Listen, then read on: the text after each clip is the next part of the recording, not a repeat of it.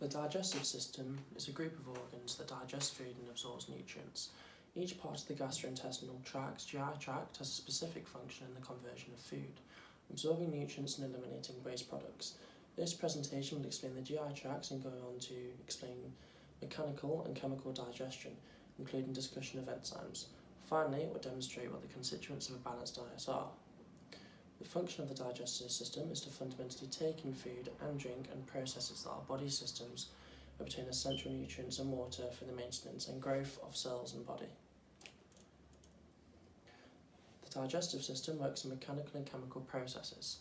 Mechanical digestion is chewing and breaking up food. The digestion takes place initially in the mouth.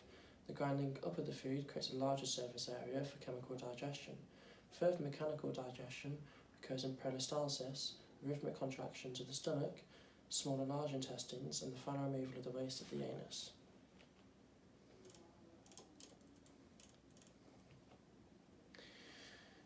The mouth contains other organs such as teeth, tongue, and salivary glands.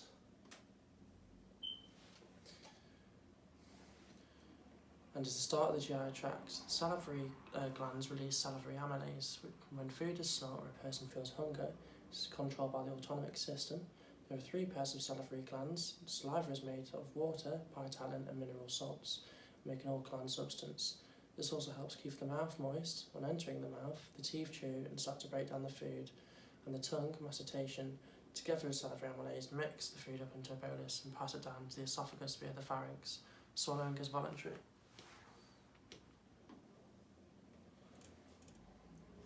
Pharynx. Swallowing now becomes involuntary because the epiglottis has to close over the larynx to prevent any food entering the lungs, and the muscles in the pharynx move the bolus to the esophagus.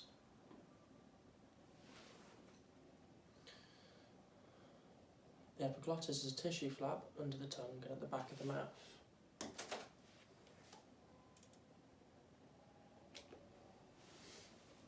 The esophagus runs from the back of the pharynx down to the stomach through the diaphragm. The bolus and liquids are moved to the stomach in part by gravity and also peristalsis, which is a wave-like contraction of the muscles. The liver is an accessory organ which produces bile. Bile contains water electrolytes, cholesterol, bilirubin, and other molecules. It helps digestion and absorb fats and fat-soluble vitamins. Bile removes waste products, emulsifications when fats are broken down into very small droplets, which mix water almost like an emulsion paint. The gallbladder and bile ducts. The gallbladder is attached to the liver and stores bile. The bile ducts are a series of small tubes which allow the bile to move from the liver and gallbladder to the small intestine.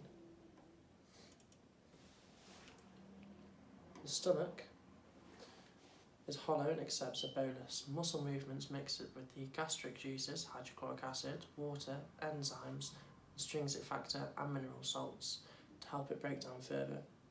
The hydrochloric acid helps kill bacteria, and intrinsic factor aids vitamin B absorption. This process can take up to 4 hours before it is moved to the small intestine.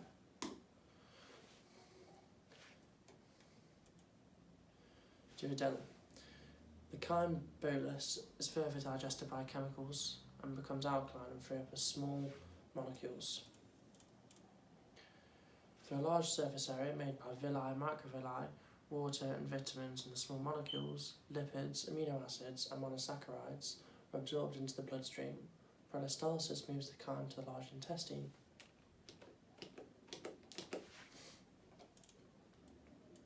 The ascending colon absorbs the remaining water and other nutrients to form stool. The transverse colon absorbs water and salts and forms a stool. The descending colon is a storage area for feces. The sigmoid colon moves the stool into the rectum. The anal canal and anus has an the anus has an external skin, and the anal sphincter controls bowel movement. The sphincter opens to allow defecation.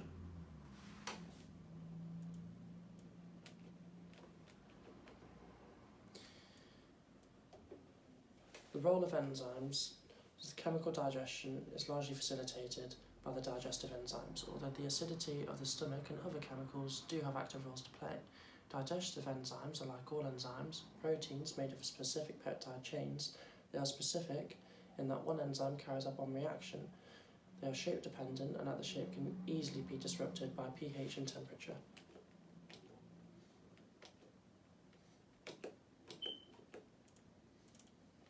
The lock and key mechanism. The important part of the enzyme is at the active site, which is where the substrate molecule fits. The enzyme causes the substrate molecule to break up into products. This is the lock and key mechanism. The enzyme is unchanged and can be reused. Salivary amylase is produced and secreted by the salivary gland in the mouth. Saliva lubricates food during chewing so it can be swallowed. Mechanical digestion. The salivary amylase is a digestive enzyme that acts on carbohydrates. It starts straight away to break down carbohydrates into single disaccharides and trisaccharides, 2 and 3 sugar molecules. In fact, if we keep a piece of bread in our mouth and chew, it eventually tastes sweet because of the enzyme working. Salivary amylase best works in acidic conditions, so it works well in the hydrochloric acid of the stomach, but in the small intestine, it is much more alkaline, so it becomes denatured and loses active shape and function. Pancreatic lipase is produced by the pancreas. It works in the alkaline environment and its role is to break down lipids and cholesterol and fatty acids. Hydrolysis. It is a water soluble.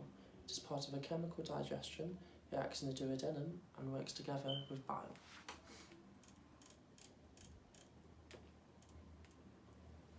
Pepsin. This is a protease enzyme which breaks down the peptide bonds which join amino acids together to make polypeptides. Pepsin is released in the stomach and works optimally in acidic conditions and at body temperature of 37 degrees. Relatively small increases in temperature, 1 or 2 degrees, may improve the enzyme efficiency, but more than 4 or 5 degrees results in denaturing of the active site and reversible loss in enzyme function. It can also kill harmful microbes.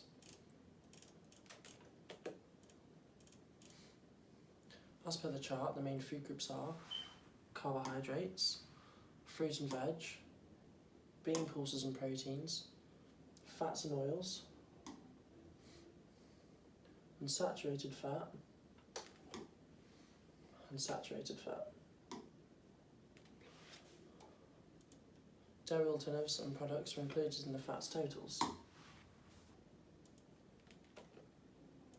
According to the NHS 2019, in their Eat Well document, a healthy diet consists of a good balance of food from the different food groups, appropriate food portions, and not overindulging. They recommend at least 5 portions of fruit and veg a day. For fibre, green leafy veg and smoothies. High fibre starchy foods such as rice, pasta, potatoes, breads, whole meals to replace where possible. 1 out of 3 dietary intake required for energy. Small amounts of dairy or dairy alternatives, source of calcium, skimmed or semi-skimmed milk, almond or soy milk. Beans, pulses, eggs and meat. Proteins are an essential part of our diet and aid the conversion of amino acids, which help metabolism, growth and repair, muscle development and fluid balance. Lean meat, eggs, oily fish and lentils. Unsaturated fats such as oils, spread, oily fish in small amounts. In small amounts can help reduce cholesterol, salmon and avocado.